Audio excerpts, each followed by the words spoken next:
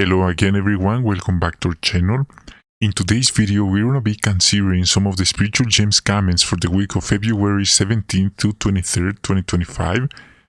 We are starting the book of Proverbs, and that's the Bible reading for this week, Proverbs chapter 1. Let's start with the first question. What spiritual gems from this week's Bible reading would you like to share? And we have number 1, Proverbs 1:17, and this reads, "It's surely in vain to spread a net in full sight of a bird." This teaches us an interesting detail. Because of a placement of their eyes on each side of the head, most birds have a wider range of vision than do humans.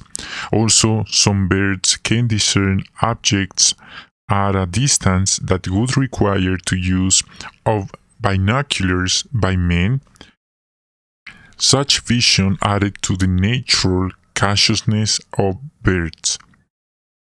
Number 2. Proverbs 1:19. "These are the ways of those seeking dishonest profit, which will take away the life of those who obtain it." So we learned something valuable. Everyone making dishonest profit will perish in his own course.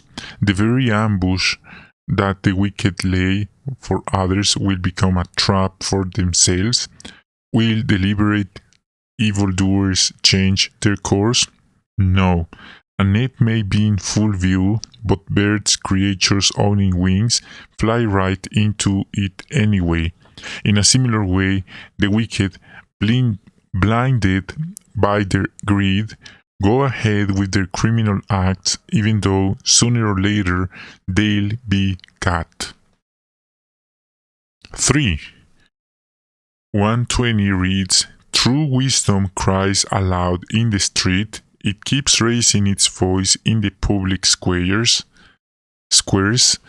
The Bible and our publications contain true wisdom, Jehovah's wisdom, and this is the very information people need so that they can take the first step toward the path to life.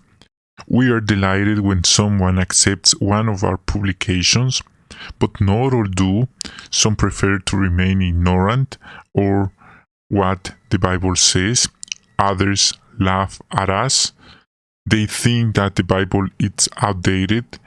Still others criticize the Bible's teaching on moral matters." 4.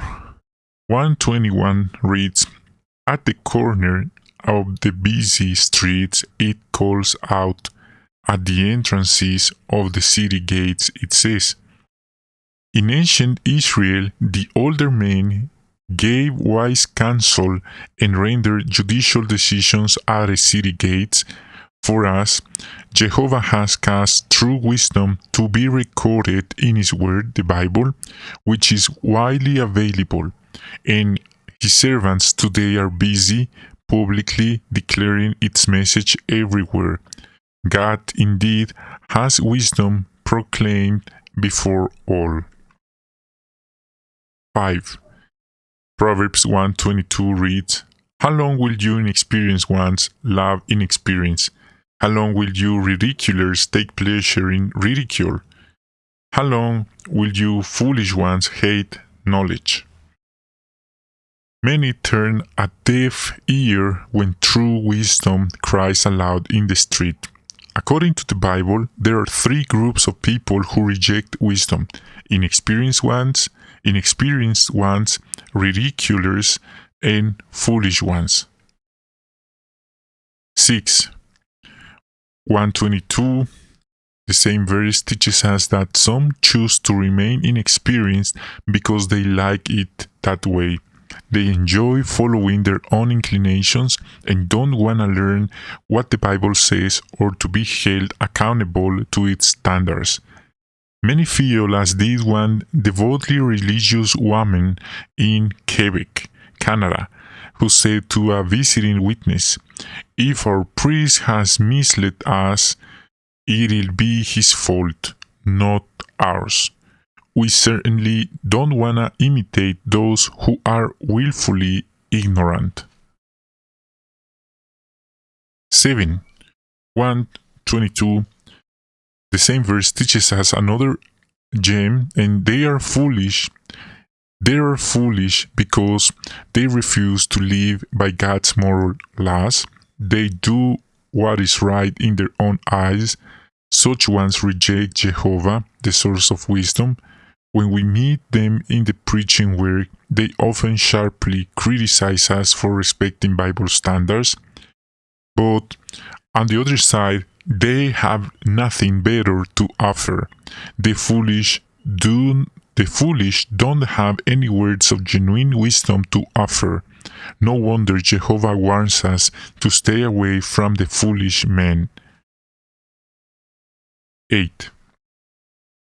23 and 24 reads, "Respond to my reproof, because I called out, but you keep refusing. I stretched out my hand, but no one was paying attention."